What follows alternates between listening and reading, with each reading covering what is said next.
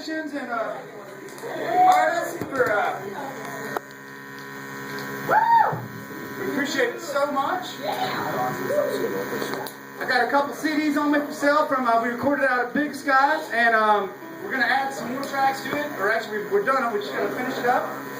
And this is gonna be on the new album.